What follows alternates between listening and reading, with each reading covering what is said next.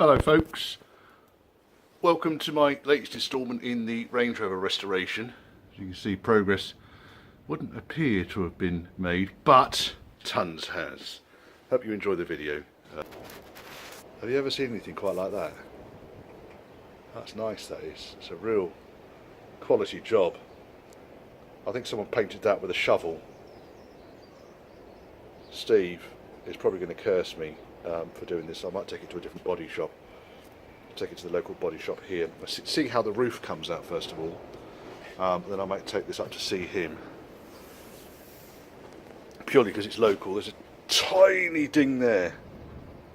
Tiny ding. Just slightly deformed the lower lip. Might be able to just tap that back into place using my body hammers. No issues at all down that edge. So I think that one's a good one, because they normally rot out around this area. Screen rubbers responded quite well to just soapy water. There's still some areas where I need to concentrate some extra effort on, but the bulk of it, this is the inside face, that's come up quite nicely. That's the underside. That's the bit that goes on top of the dashboard.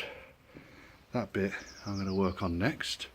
I bought new seals, by the way, for this. Is the tailgate seal. This thing is an absolute swine to put in. Mainly because of this bit down here. So there's curvy bits. Let me just open the tailgate. Come on. That curvy bit there goes around and then out and round that bit there. This is a channel that I had to make up again because it all rotted out. This isn't lined up yet. Lined up. I've only loose fitted the tailgate because it's all going to come out in a minute. The fuel tank to go in, but I wanted to check that the seal was lining up against the tailgate all around, and it does. So I'm going to bolt this tank up. As you can see, it's largely in. It's quite a bulky old thing. I don't particularly want to have to take it out again. There's two mountings at the back here. They're actually part of the chassis. They're part of this piece down here, not part of the rear crossmember. And then there's another couple of mountings that are on the mid crossmember there. These are the side rails. So let me get this chap bolted in. I'll not video it because there's likely to be some profanity involved. It's gone in. There was a little bit of swearing. One of the holes didn't line up, but I soon drilled that out, which is why all the copper grease is around that, because I had to drill through the powder coat. I guess it never did line up because there may not have been a bolt when I took it apart. So the screen surround is pretty much where I want it to be now. I've cleaned all of the channels out. Predictably, there was quite a lot of silicone in there. It's fairly common for people to use bathroom sealant around their windscreens. Not entirely effective, I must admit. All the channels are now clean, all the rubber is now clean. I've not put any silicone on it yet because I want to get it dry properly, and I probably want to get a tub of silicone rather than use the expensive spray silicone. And there's no rush to get this done now. Yeah, the rubber is in really good shape. So I'm going to store that now, ready for when it goes back on the car. This is the boot floor that I had. It's actually not all that, unfortunately. The edge has gone in a fairly large way. Holes along the middle here I might be able to deal with because they're pretty much over where the cross members go across. These holes here are for seatbelt mountings, which I'm not going to have in the back of this car. And that edge isn't too bad, but the other edge is shagged. I've got a better one than this at home. So I'm going to bring that down with me next week when I come. And this one can go back into the store. Incidentally, this is the one that I bought, that I thought was a full-length floor, and it was shipped to me as a full-length floor. And then you see, it's a wedge shorter, but I might be able to do something with it. It's actually in really good shape down the edges, and you can see the difference in the thickness down there as I go down. I wouldn't really want to put weight on that, it's a bit too flimsy. I might be able to do something with it. What have we got? What has arrived from Vehicle Wiring Products? Ooh, goody goody. Conifer brake line. So this stuff will be for the brake return line. There's a crimp tool there. There are fuel hoses. Yay! Fuel hoses, fuel hoses, fuel hoses, and some butt connectors. butt connectors. Banana. Right, loads of stuff in there. And a couple of meters of cable that I didn't have. There is the flexi part for the return line.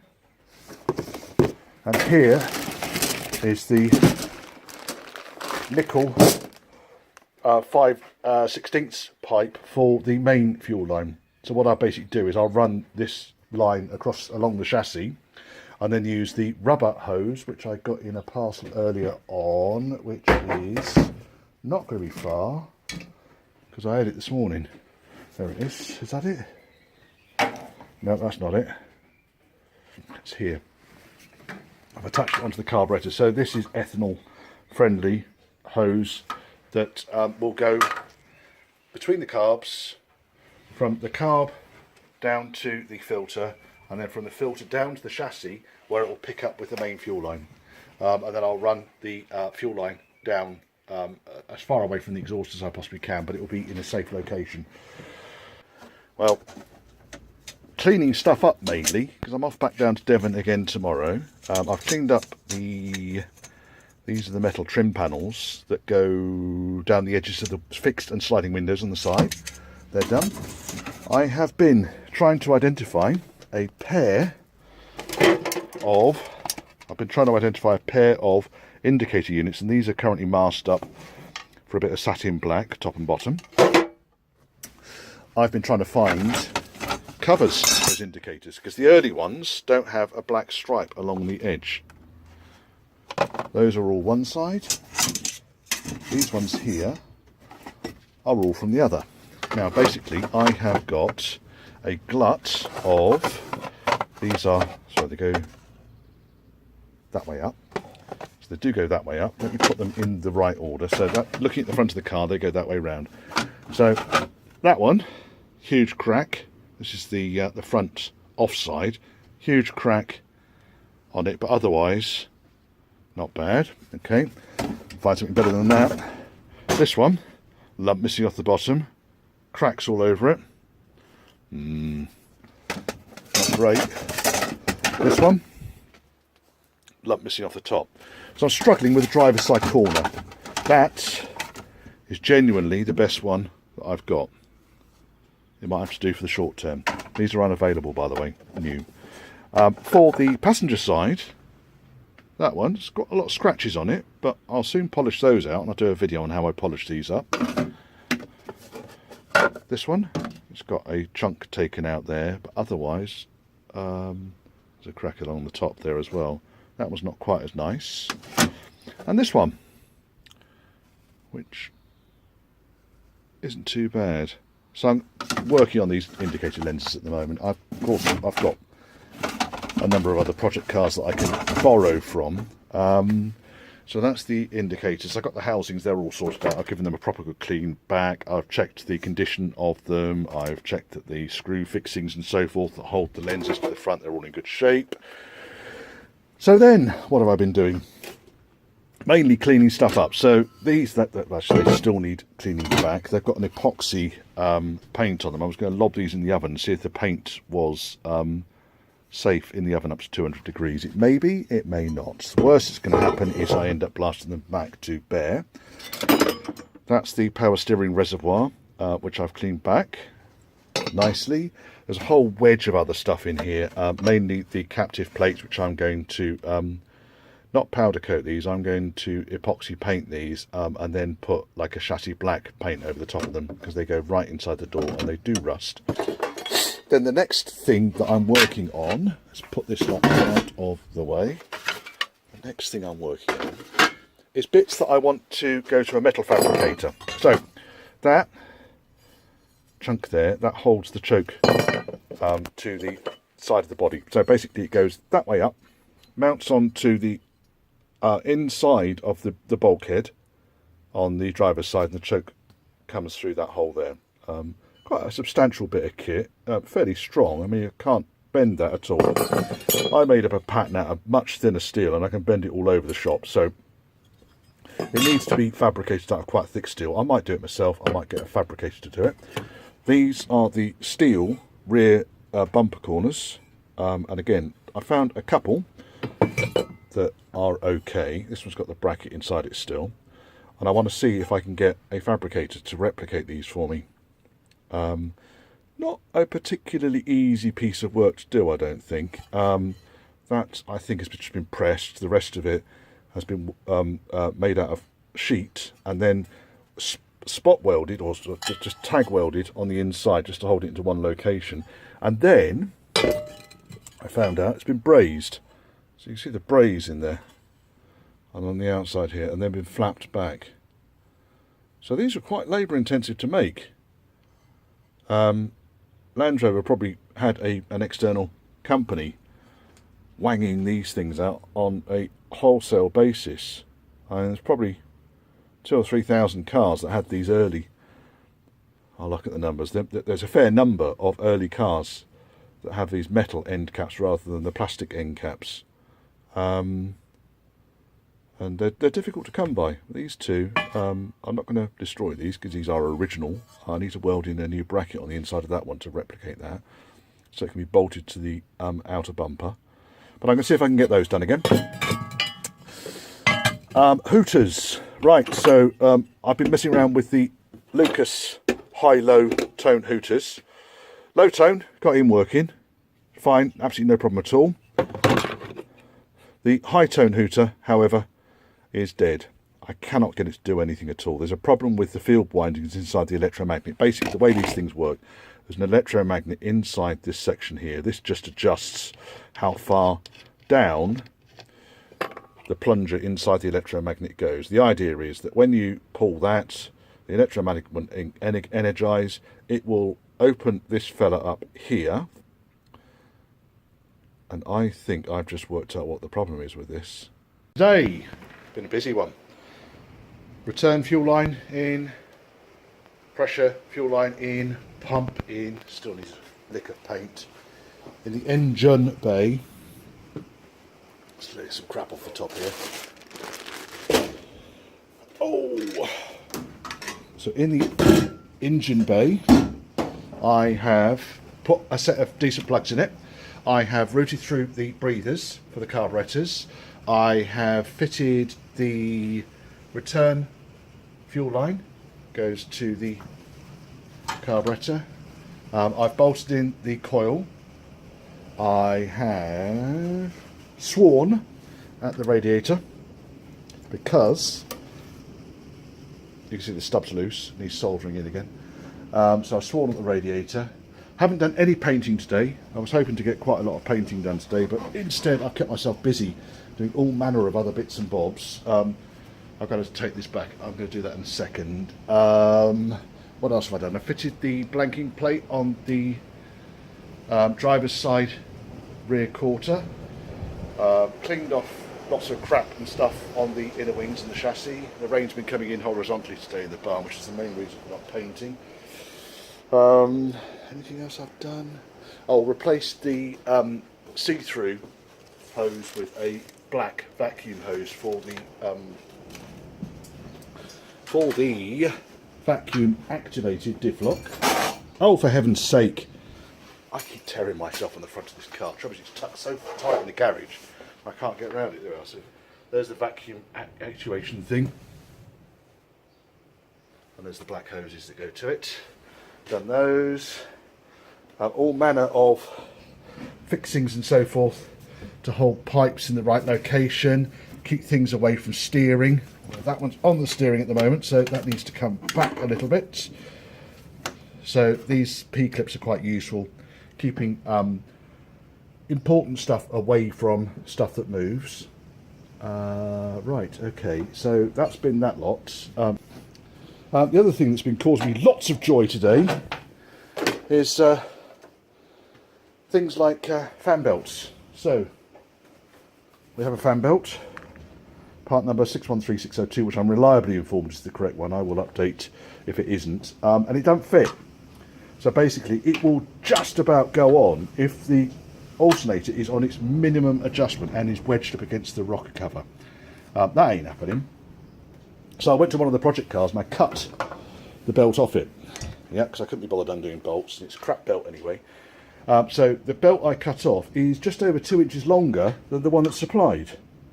Now I can't imagine that would have stretched 2 inches, so I can only imagine that I've either put my teeth in, either I have the part number wrong, or the belt is 2 inches too short. Annoys me. The other thing that annoys me, why can't you get chunky fuel filters anymore? It's about the 3rd or 4th time I've done this. So basically the fuel filter needs to go through that loop there, and the engine breather, which is the black pipe there, that black pipe there goes through a filter which goes in there, and all you can get is these tinsy wincy piddly little girly things. All you can get now is these tinsy wincy piddly little things which slap around like, I don't know, pig's dick in a bucket. So if anyone could tell me where I can get a decent fuel filter that actually, I mean, it's hidden underneath the air filter anyway, but it'd be nice to get the damn thing sorted out. So I'm annoyed about that as well, because it doesn't look like the picture. I ordered it because the picture suggested it was right, but then of course, yes, not a lot I can say really. What else have I been doing? It's mainly just little bits and bobs and odds and sods. All the tiny little bits. Oh, I put the new power steering hoses have gone in. They're not bracketed to the front cross member yet, but I'm currently working out where I want to position this. And I think that the reservoir is going to go right there. So it sits there. I'm pretty sure it's going to go underneath the bonnet. I will double check measurements and so forth before I bolt it in. The lid's not on it at the moment, of course. I've got a bonnet up there. I've got a bonnet here. I don't really want to be lifting bonnets on and off all the time though, just in case I clash something. So I'm hoping that the weather's going to be less inclement moving forwards, but it's not proving to be the case. Got snow forecast for Sunday. What else? It's pretty much about it really, for now. So I'm going now to get on with, I'm not entirely sure I like the powder coat I've put on the rocker covers. I think it needs to go darker. It's too bright. I'll think about it. It's not too late to take them off and re-powder coat them. I've got another pair of rocker covers I could put on there just to protect the valve gear and so forth. I don't know. I mean, it looks nice and tidy and stuff. Okay, there's a bit of crap and rubbish all over the top of the engine bay. Rubbish off. And I haven't got the clips to hold the HT leads that screw into these holes here. They're at home. I'm cleaning those up. There's a pair of those. There's one that goes there, and a little one that goes down there, and one that goes there, and a little one that goes down there. Yes, that's been about it really. Oh yes, fun and games. Oh, I've schutzed the heel board for the back of the car. I'm going to put that in a minute, because that's the next thing that I need to put in before I put the boot floor in. And I might do a bit of powder coating today. We'll see. What is it now? It is 20 to 6. I'm more of an afternoon and evening person than I'm a morning person, so I get more of my productive work done in the evenings. It's not even evening yet, it's still afternoon. Right, onwards. That's annoying but reassuring. Okay, one of the comments on one of my other videos on this channel was whether I put this spacer in front of the camshaft or behind the cam distributor gear the right way around, and I have. But in the video it was the other way around, and you know how it is, you have to take the bloody thing apart to find out. Anyway, half an hour of my time has been invested to confirm that yes, in fact I have got it the right way around. Anyway, just to be absolutely positive, this little spacer here, normally what happens is on the older Rover V8s that have the mechanical pump down here, there's a cam on this, and as the camshaft turns it flips the fuel pump open and closed. That's the purpose for that spacer there. It's a case of, you know, a bit of archaeology as far as older Rover V8s are concerned. Still, you gotta laugh, haven't you? Right, all going back together again now. 20 minutes to put it back together again. It's all done. Well, at least I know now. Right, okay, I'm going to get me some powder coating. Oh, by the way, gasket go in the bin, even though missed the bin. Right, okay, so here's the original door handle. And, excuse me, hickety uppity. 2 springs on here. Literally allow the handle part, the handle goes onto here, to spring back. So when I pull the handle, let me try and do this. So when I pull the handle, these springs allow the handle to flip back, and they're kind of balanced to each other. So, not been able to find these springs. Found a supplier who does me a nice long wibbly wobbly spring, and made up my own. Look at that, beautiful. Does the job anyway. Alright, the other thing I could do today is fit up the doors.